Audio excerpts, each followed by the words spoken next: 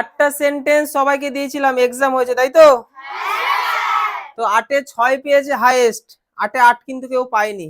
তো আমরা কোথায় ভুল করলাম, ভয়েস চেঞ্জ কি করে করব? একদম বেসিক স্তরের ভয়েস চেঞ্জ আমি শিখিয়েছি এবং তার ভিত্তিতে আজ 8টা সেন্টেন্স দিয়েছিলাম, তোমরা নিজেরা পরীক্ষা দিয়েছো, হাইয়েস্ট 6 উঠেছে। এই যে নোটসটা তোমাকে আমি দিয়েছিলাম তোমাদের কনজুগেশন অফ ভার্ব, এর মধ্যে কি কি আছে? ভার্বের ফর্ম আছে তাই তো? আছে ভার্বের 3টে form, first form, second form, third form, যেগুলো আমি বলেছি। আর কি আছে? টেন্সের রুলস আছে, ভয়েস চেঞ্জের রুলস আছে, আছে না? তোমাদের এতদিন আমি ভয়েস চেঞ্জের রুলসটা পড়া নিইনি, কিন্তু আগামী দিন থেকে নেওয়া হবে। তার কারণ হচ্ছে আমি ভয়েস চেঞ্জ শিখিয়ে দিয়েছি। এবার রুলসটা যার যত ভালো মুখস্থ থাকবে সে তত বেশি পারবে। এখন আমি এই 8টা সেন্টেন্স কিভাবে এই রুলস দিয়ে করা যায় সেটাই তোমাদেরকে শেখাবো। বোঝা গেল? I do the work. এখানে দেখো সাবজেক্ট খুঁজবো সবার আগে, তাই তো? আমি কিন্তু পুরো ভয়েস চেঞ্জ শেখাবো না এখন, আমি দেখাবো এটার মধ্যে দিয়ে কি করে করা যায়, কারণ ভয়েস চেঞ্জ আমি আগের ক্লাসে শিখিয়ে দিয়েছি। অবজেক্ট খুঁজবো, অবজেক্ট হচ্ছে দা ওয়ার্ড, তাহলে অবজেক্ট প্রথমে চলে আসবে আর সাবজেক্ট চলে যাবে শেষে। এটুকু ক্লিয়ার? আচ্ছা, ডু এটা ভার্বের কত নম্বর ফর্ম? First form. ভার্বের ফার্স্ট ফর্ম, ভার্বের ফার্স্ট ফর্ম থাকলে কি হয়? এই দেখো লেখা রয়েছে, ভার্বের ফার্স্ট ফর্ম থাকলে এম ইজ আর ভার্বের থার্ড ফর্ম। তাহলে দা ওয়ার্ক সিঙ্গুলার না প্লুরাল? সিঙ্গুলার। যদি সিঙ্গুলার হয় তাহলে ইজ বসবে, যদি আই থাকতো এম বসতো, আর যদি প্লুরাল হয় আর বসতো। তাহলে সিঙ্গুলার, তাহলে কি বসাবো? ইজ। তারপরে ভার্বের কি হবে? এই দেখো লেখা আছে ভার্বের থার্ড ফর্ম, লেখা আছে না? তাহলে ভার্বের থার্ড ফর্ম ডান। এই যে ভার্ব তার থার্ড ফর্ম ডু, তারপরে কি হয়? ডিড, তারপরে কি হয়? ডান। বোঝা গেল সবার? তাহলে ডান বসালাম, তারপরে বাই, তারপরে মি। তাহলে এটা পারা উচিত ছিল না? I am doing the work, হ্যাঁ জানি অনেকে পেরেছে। সাবজেক্ট হচ্ছে আই, অবজেক্ট হচ্ছে দা ওয়ার্ক, তাহলে দা ওয়ার্কটা প্রথমে চলে আসলো, আইটা লাস্টে গিয়ে মি হয়ে যাবে, তার আগে একটা বাই আসবে কিনা ডিপেন্ড করছে তার আগের ভার্বের জন্য, আমরা বাইটাকে নিয়ে এখনই ভাববো না। আচ্ছা, তারপরে এম ভার্বের আইএনজি রয়েছে, তাহলে এম ভার্বের আইএনজি মানে কোন রুলসে আসছে? দেখো এই দেখো, এম ইজ আর ভার্বের ফার্স্ট ফর্মের সাথে আইএনজি, দেখতে পেয়েছো? তার মানে এম ভার্বের আইএনজি রয়েছে, তার মানে আমরা কি করব? এম ইজ আর বিং ভার্বের থার্ড ফর্ম, দেখতে পাচ্ছি আমরা? ব্যাস, এখানেও তাই করব। তাহলে দা ওয়ার্ক সিঙ্গুলার, তার জন্য কি বসবে? ইজ। তারপরে কাকে আনবো? বিং। তারপর ভার্বের থার্ড ফর্ম, ডু এর থার্ড ফর্ম কি? ডান। তারপর বাই, তারপরে মি। বুঝতে পেরেছি? এই নোটসটা, এই সূত্রটা যে কতটা ইম্পর্টেন্ট তোমাদেরকে বোঝানোর চেষ্টা করছি। আর ভার্বের ফর্ম গুলো কনজুগেশন অফ ভার্বের মধ্যে রয়েছে, ভার্বের ফর্ম না জানলে আমরা এগুলো পারতাম না। তো I have done the work, subject হচ্ছে আই, অবজেক্ট হচ্ছে দ্য ওয়ার্ক। আচ্ছা, হ্যাভ ডান আছে, তাহলে অবজেক্ট প্রথমে চলে আসবে দ্য ওয়ার্ক, সাবজেক্ট লাস্টে চলে যাবে। আচ্ছা, হ্যাভ হ্যাজ ভার্বের থার্ড ফর্ম, দেখো এই যে হ্যাভ হ্যাজ ভার্বের থার্ড ফর্ম থাকলে কি হয়? হ্যাভ হ্যাজ বিন ভার্বের থার্ড ফর্ম। তাহলে দা ওয়ার্ক তো সিঙ্গুলার, তার সাথে তো হ্যাভ বসবে না, কি বসবে? হ্যাজ, কারণ হ্যাভ বসে প্লুরালের সাথে, হ্যাজ বসে সিঙ্গুলারের সাথে। আর আই ব্যতিক্রম, আই সিঙ্গুলার হয়েও হ্যাভ কে নেয়, এভাবে মনে রাখতে পারবো না? আচ্ছা, তাহলে দা ওয়ার্ক হ্যাজ, তারপরে কি বসাবো? বিন, তারপর ভার্বের থার্ড ফর্ম ডান, তারপরে বাই, তারপরে হয়ে গেল। তিনটে কি বুঝিনি? খুব কঠিন? যারা 2, 3, 1 পেয়েছো তাদেরকে বলছি, দেখো কত সহজ, কত সহজে ভয়েস চেঞ্জ পারা যায়।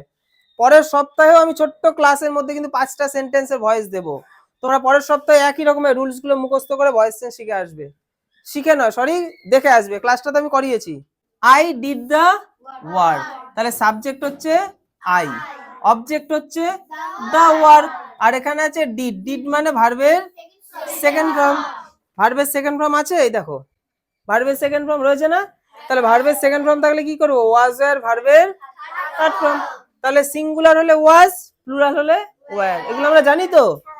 তাহলে দা ওয়ার্কটা কি?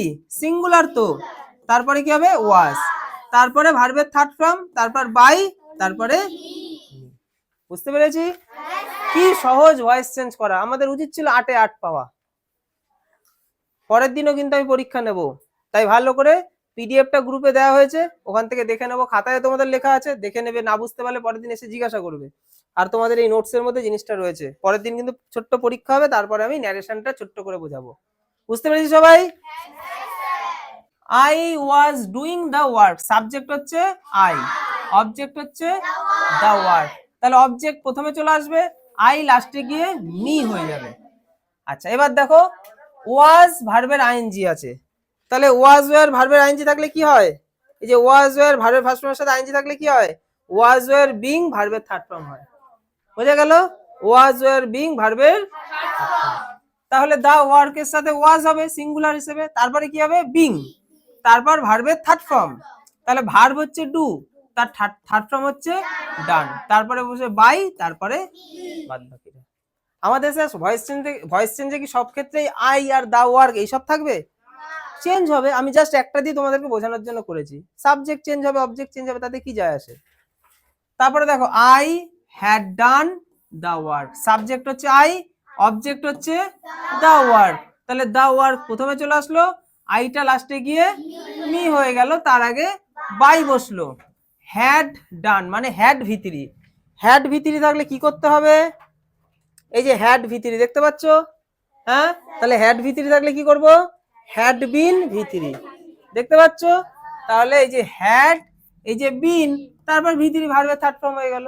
বুঝতে পারছি এই সূত্রটা কেন প্রয়োজন আমি বোঝাতে চাইছি তোমাদেরকে।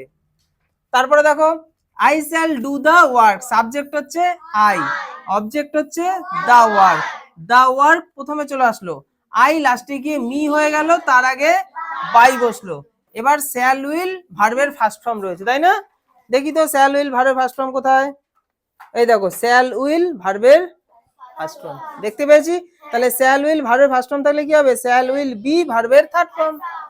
তাহলে দা ওয়ার্কের সাথে কি হবে, এই যে হ্যাঁ দা ওয়ার্কের সাথে কি হয়, শ্যাল তো হয় না, কি হয় উইল, তারপরে বি, তারপর ভার্বের থার্ড ফর্ম, তারপর বাই, তারপরে অবজেক্ট। যদি কারোর মধ্যে বোঝার ইচ্ছা থাকে, আমি যেভাবে বোঝালাম আমার মনে হয় বোঝা উচিত। এবার কেউ যদি জেদ ধরে বোঝা থাকে আমি শিখবই না, তাহলে সে কলেজে উঠেও কোনোদিন ভয়েস চেঞ্জ পারবে না।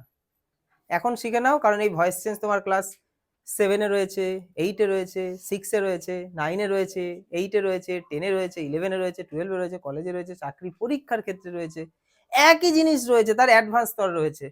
তুমি একটুখানি নিজে শিখে নিতে পারো না, এই এখন শিখে নি যাতে আমাকে পরে আর না শিখতে হয়। এই কটাই ছিল না আর ছিল আর একটা, এটা কি ছিল আজকে পরীক্ষায়, এটাতেই কি লাস্ট?